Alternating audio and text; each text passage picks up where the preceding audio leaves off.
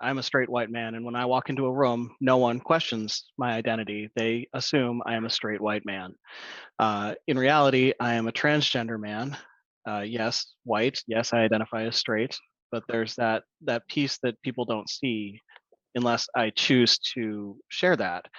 And for a long time, I didn't think I would ever want to share it or need to share it. And when I started working at my current organization, I knew their supportive policies for LGBT folks. I knew their benefits were supportive. I knew they had all the right stuff on paper, uh, and that was great. But I still didn't feel like I needed to share it until they moved my cube, and I was sitting next to a coworker who started telling transgender jokes. And his manager sat one cube away from him, and she said nothing. My manager was sitting a cube away from me, and she didn't know, but she's still a manager, and she said nothing. There are supervisors and directors and other colleagues around, and they're not saying anything. And I'm losing productivity because I'm angry and I can't focus on my work because all I hear are these idiotic jokes. And I sat there, and it dawned on me after several days that I knew what the policies were. I knew what we had on paper, and it was time for me to test it. Rather than going to HR, I called this coworker into a conference room and I said, "Hey, what's up? Why are you telling these jokes? You have no idea who around you might be trans or might have family that's trans, and what these jokes are doing to them." And he broke down crying. He said, "I have a family member who's transitioning, and I don't know what to do. I don't know how to handle it. I don't know how to process it." So in that moment, I made the decision to come out to him, and I made the decision to come out to the company, because if he's going through this, then there are other people that are going through it too.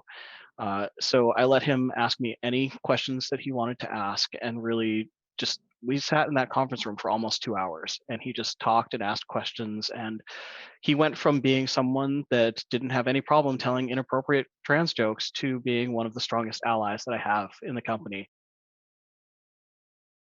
I've chosen to take on that educator role, and especially in environments like this, it is exhausting. It is mentally draining. And as I've built with my colleagues an environment where more people are coming out, and feel safe to be non-binary in the workplace, feel safe to be trans in the workplace, they are also being asked to be educators, and they are hearing stories and sharing stories back about parents with trans kids who feel suicidal, or doctors in cases making trans jokes, and it gets reported to them because they're the only resource that the reporter knows who may understand what's happening. And I saw a question come into the chat about how do you stop this from being damaging to your own mental health. You have to find a way to ground it. I have to find a way to compartmentalize and understand my company policies of who should this be reported to. We do have an advice line. We do have an employee assistance program that we can call. And recently, several of us that have bared the larger burden for this have asked our DE&I team to see if we can get a group moderated counseling session to talk about how to let go of this when it's not our burden to carry.